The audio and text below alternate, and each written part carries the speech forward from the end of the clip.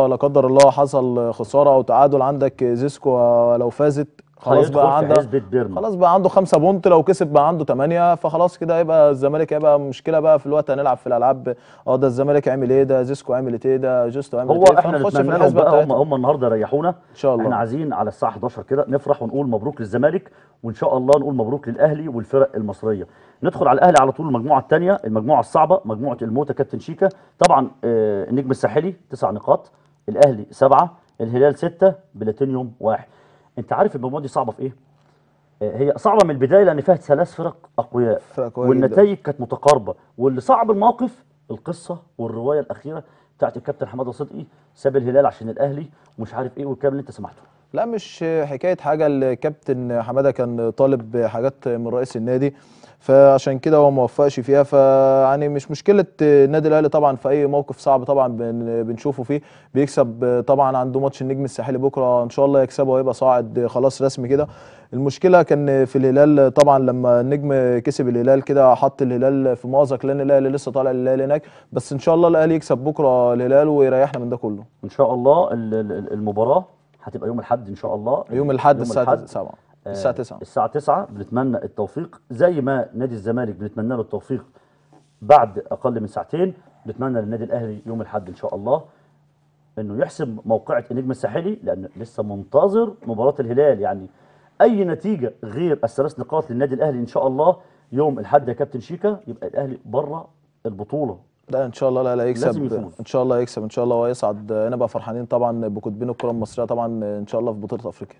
واحنا لسه في افريقيا، خلينا بنتمنى طبعا التوفيق للكرة النسائية سيدات مصر. طبعا فريق تحت 20 سنة، طبعا انتوا شفتوا المباراة الاولى كانت امام المغرب. احنا تقدمنا بهدف، فرحنا، ولكن للاسف 5 اهداف مقابل 3 استطاع الفريق المغربي انه يتغلب على مصر. المنتخب في معسكر مغلق في ملعب اتحاد الشرطه. نتمنى لهم التوفيق لان خلاص هيسافروا في خلال يومين للمغرب مباراه العوده. شايف حظوظ منتخب مصر يقدر يعمل حاجه هناك؟ ان شاء الله يصعد، عنده ماتش هناك قوي جدا ان شاء الله يكسبه ويصعد ان شاء الله. ان شاء الله. كابتن شيكا، نجم مصر، نجم النادي الاهلي، الكابتن رضا عبد العال. السلام عليكم كابتن رضا. حبيبي يا عماد، ازيك؟ حبيبي كابتن رضا، منور الدنيا ووحشنا يا كابتن. ربنا يبارك لك. سلمنا على شيكا. شيكا ولا سيكا؟ حبيبي يا كابتن رضا، شيكا ربنا كابتن يبارك لك، رضا، حبيبي يا شيكا. كابتن.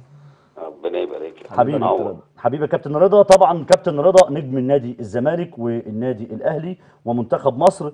قبل ما نتكلم مع حضرتك على موضوع بلديه المحله والممتاز به، شايف حظوظ النادي الاهلي والزمالك في البطوله الافريقيه يا كابتن رضا؟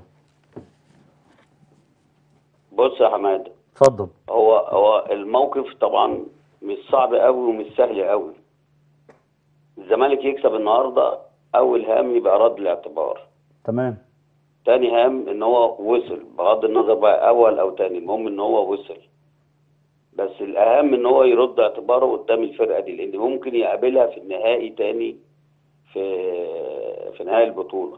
صحيح صحيح. فعشان يقابلها في النهائي ما يبقاش الفرقه كعبها عالي عليه، فلازم النهارده ياخد المباراه مباراه دائريه، مباراه رد الاعتبار، عشان لو قابلها ان شاء الله في النهائي يبقى بالنسبه للجماهير وبالنسبه له الموضوع عادي، هو خسر ماتش وكسب ماتش، والمهم ان هي دلوقتي 50-50 تمام. المنافسه.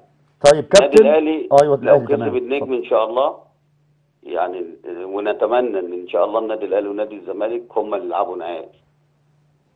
فلو كسب النجم هترجع تاني لعبه الكراسي الموسيقيه، لان طبعا النجم عنده في الاخر ماتش سهل على ملعبه، بعد كده الماتش الاخير الاهلي والهلال في الهلال، وهيبقى ماتش طبعا صعب جدا، مش عشان حاجه، هو الصعب عشان الاحداث الاخيره اللي حصلت.